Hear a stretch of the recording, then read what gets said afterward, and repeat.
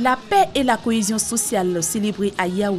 C'est une initiative de la Fédération pour la paix universelle, UPF Côte d'Ivoire, pour marquer l'entente entre les filles et les fils de ce village. Nous savons que cette cité a quelques difficultés entre les fils même de la région au niveau de la chefferie. Et depuis quelques années, nous nous sommes intégrés dans cette communauté à travers les femmes. Et à partir des femmes, nous sommes rentrés petit à petit aux côtés des hommes. Cette cérémonie a aussi été l'occasion de distinguer Nanan Guessan Limbe II, qui a été fait ambassadeur de la paix pour les efforts et les sacrifices consentis au nom de la paix dans sa région. J'ai quelques frictions au niveau de mon village. Il m'appartient désormais de foncer tête baissée pour que la paix revienne. Le thème retenu cette année est l'union et l'harmonie pour une communauté forte et en paix. La paix et l'harmonie, plus que des mots, représentent des valeurs que recommandent les religieux. Nous les Ivoiriens, nous venons de loin et même de très loin.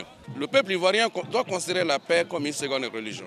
Rehaussé par la présence de Nanan Amondoufou V, roi du Saint-Louis et de plusieurs autres personnalités, la célébration de la journée nationale de la paix à Yaou a été fêtée dans la joie et la convivialité. Le programme d'éducation pour la paix, PEP, est un programme pédagogique audiovisuel dont le but est d'aider les participants à explorer la possibilité de paix individuelle et à découvrir les ressources intérieures. Le club Lupicin, École des finances personnelles et du développement personnel, en partenariat avec l'ONG humanitaire La Paix pour tous et la fondation Prem Rawat, basée aux États-Unis, lance la diffusion de ce programme à Boaki. Les initiateurs souhaitent impacter positivement les relations entre les hommes. Le programme d'éducation pour la paix a débuté en Côte d'Ivoire en 2007. 626 personnes en ont bénéficié. À Boaké, le lancement du PEP a été marqué par des enseignements, témoignages et des projections de films tenus au centre culturel Jacques Aka.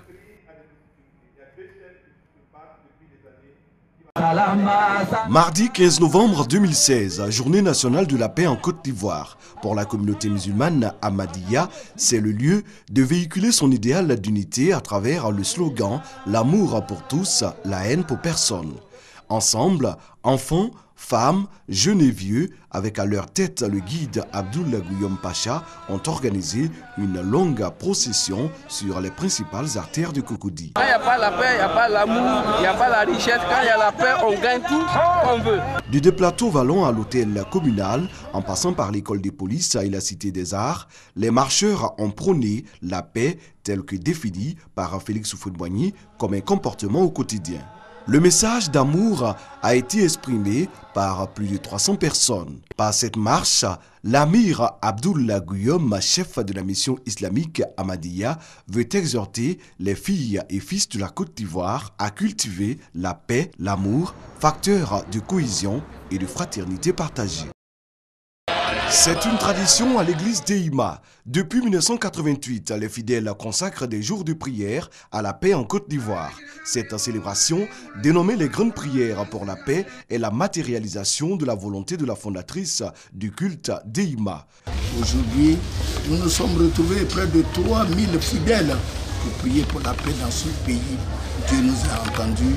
Pour Mermoz Kofi, président du comité d'organisation, c'est cette vision commune de la paix partagée par le président Félix Houphouët-Boigny et la prophétesse Bagué Olonyo que l'église d'Eima célèbre chaque année dans la deuxième semaine du mois de novembre. Unité, solidarité, compréhension mutuelle et entente entre les filles et fils de la Côte d'Ivoire ont été les maîtres mots de cette commémoration de la paix. Le ministre Maurice Kwaku Bondaman, cadre de la région, a salué les fidèles d'Eima pour leur engagement constant en faveur de la paix. La 29e édition des grandes prières pour la paix s'est tenue du 10 au 13 novembre à Awati, dans la sous-préfecture de Tahabou.